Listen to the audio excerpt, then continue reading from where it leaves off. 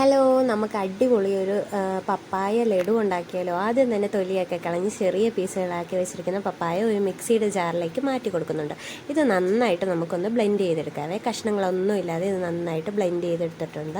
ഇനി നമുക്കിതിനായിട്ട് ആവശ്യമുള്ളത് അവലാണ്. 1 കപ്പ് അവൽ ഞാൻ ഇവിടെ എടുത്ത് നന്നായിട്ടൊന്ന് വറുത്തെടുക്കുന്നുണ്ട് കേട്ടോ. കയ്യിലെടുത്ത് കഴിയുമ്പോൾ ഇതുപോലൊന്ന് പൊടിഞ്ഞ് വരണം. ഈ അവൽ വറക്കുന്നതിൻ്റെ കൂടെ ഒരു 4 ഏലക്കായും കൂടി ഇട്ട് കൊടുത്തിട്ട് അതും കൂടി ഒന്ന് വറുത്തെടുത്തതിന് ശേഷമാണ് പൊടിച്ചെടുക്കുന്നത്. അപ്പോൾ അതാ നമ്മുടെ അവലൊക്കെ ഇവിടെ പൊടിച്ചെടുത്തിട്ടുണ്ട്. ഇനി മധുരത്തിന് ആവശ്യമായ ശർക്കരപ്പാനിയാണ് ഞാൻ ഇവിടെ തയ്യാറാക്കി വെച്ചിരിക്കുന്നത്. അതിലേക്ക് 1 കപ്പ് തേങ്ങ ചിരണ്ടിയതും നമ്മൾ ബ്ലെൻഡ് ചെയ്ത് വെച്ചിട്ടുള്ള പപ്പായയും പഴവും കൂടി ഇതിലേക്ക് ആഡ് ചെയ്ത് കൊടുക്കുക. എന്നിട്ട് ഇതിൻ്റെ അകത്തെ വെള്ളത്തിൻ്റെ അംശമൊക്കെ മാറിയതിന് ശേഷം നമ്മൾ പൊടിച്ച് വെച്ചിരിക്കുന്ന ഈ അവലും കൂടി ചേർത്ത് കൊടുക്കുക. പിന്നെ കുറച്ച് കാഷ്യൂവും കിസ്മിസും കൂടി ഞാൻ ആഡ് ചെയ്ത് കൊടുത്തിട്ടുണ്ട്. 1 സ്പൂൺ നെയ്യും കൂടി ചേർത്ത് കൊടുത്തതിന് ശേഷം ഇതുപോലെ ബോളുകളാക്കി എടുക്കുക. ലഡു റെഡി ആയിട്ടുണ്ട്. Full video ചാനലിലുണ്ട്.